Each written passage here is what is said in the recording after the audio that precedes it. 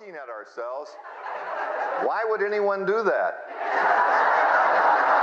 I said, I don't know, but these days, I'd be better off if I had them on the dining room ceiling, because that's the joy that I have these days. But he said, I guess we'll know how we look when we're dead. I said, could be. Well, you got to laugh at life. Now, I'm excited to be with you. I'd be here for nothing. I mean, it's a labor of love for me. I wonder sometimes, traveling so much, whether I'm running from or running to. I don't want to run so far, so fast, that I don't smell it along the way, the roses. So I'd like to give you the best of me. 20-something years ago, I recorded an album. I was very lucky to do that. Earl Nightingale was the only one ever having an album that wasn't musical. And that album was Lead the Field. Lead the Field for Chevrolet, Lead the Field for Standard Oil. It was the only audio album spoken. It was funny, they were all music. In fact, musical albums have sold 10 times as much as a spoken album has, but I got very lucky. He heard one of my tapes. He said, "You're no Charlton Heston, but you have a nice voice. You're a good guy, and you got some honest information. Stop into Chicago. See my partner, Lloyd Conant." They had 6 employees. 1 tape album. Later on, we had something called Success Motivation Institute, and there was this and there was that. And I was lucky. I arrived at a time when America in the 70s was hungry for a win. The East Germans had won most of the medals in Montreal in the Olympic Games. Bruce Jenner was one of our heroes with the decathlon. And I was lucky. I got to do an album. And it was my own philosophy, because I had been working with the prisoners of war from Vietnam coming back. Later on, I worked with the Iranian hostages. They were incarcerated, as you remember, by the students who came into the embassy. And for 444 days, they ran in and put a gun to their head and pulled the trigger, and if it was empty, fair enough.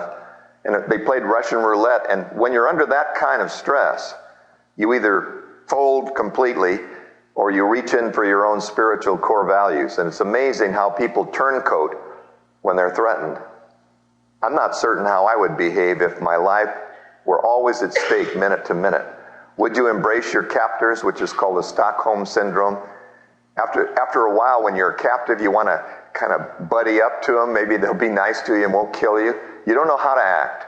And so I learned from the prisoners of war that if you act in a certain way and repeat the best of you and anticipate the best to come, the mind keeps storing and repeating and behaves and tells the body what to do, as if the body were the hardware and the mind were the software, which it is.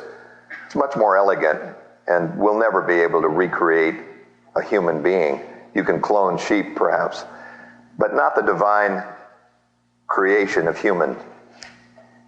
My classmate from Annapolis, Bill Anders, orbited the moon with Apollo 8. I orbited Houston. I couldn't be an astronaut. I couldn't navigate. I couldn't find my way. You have to be able to predict and use a sextant. You have to be able to use charts, and I wasn't very good at the Naval Academy. I went with Ross Perot, and you won't hold it against me. Ross Perot, even the Australians and New Zealanders know him. His hair never grew. He's short. He's a billionaire. Not quite as rich as Bill Gates, but fairly close. He's only 47 billion away. Ross Perot's hair never grew. His ears did. His bank account did. He formed a little software company called Electronic Data Systems, borrowed money from his wife, and made it. He used to yell at me. He was a person of integrity, although he blinked. And because he blinked, we wouldn't elect him president.